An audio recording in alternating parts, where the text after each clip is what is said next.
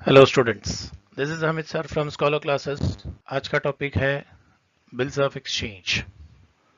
Bills of exchange को हम trade bill के नाम से भी जानते हैं।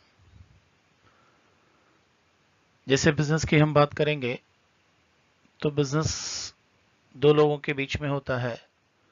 बाइंग एंड सर्विसेज को हम बिजनेस भी कहते हैं, जिसमें एक सेलर होता है बेचने वाला और एक बायर होता है खरीदने वाला। एग्जाम्पल, जैसे मान लीजिए हमने गुड्स सोल्ड किया है कैश में।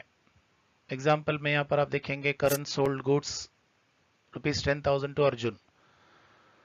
तो ये कैश ट्रांजेक्शन है। करण ने गुड सोल्ड किया है ₹10,000 का अर्जुन को।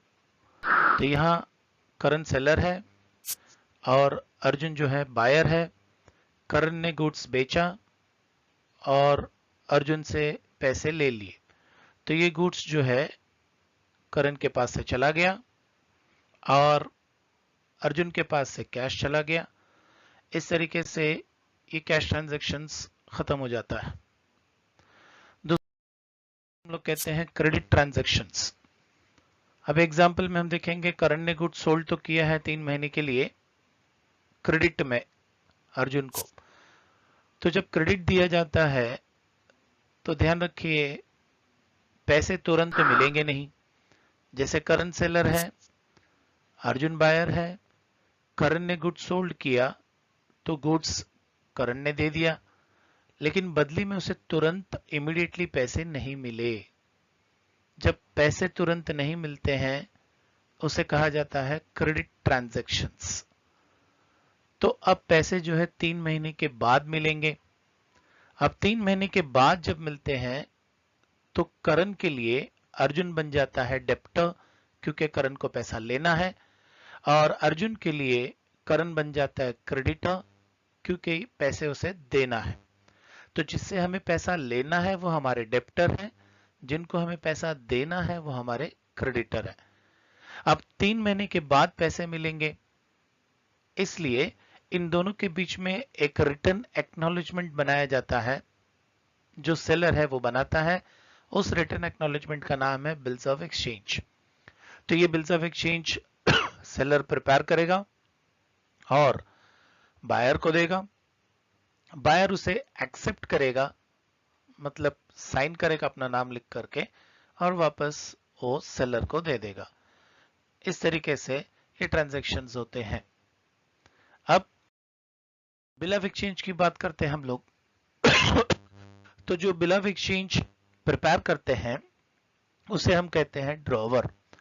ड्रॉवर का मतलब the person who draws the bill, the person who prepares the bill, the person who makes the bill. तो जो सेलर होता है, जो क्रेडिटर होता है, वो बिल ऑफ एक्सचेंज को प्रिपेयर करता है और प्रिपेयर करने के बाद उसे बायर को देता है एक्सेप्ट करने के लिए।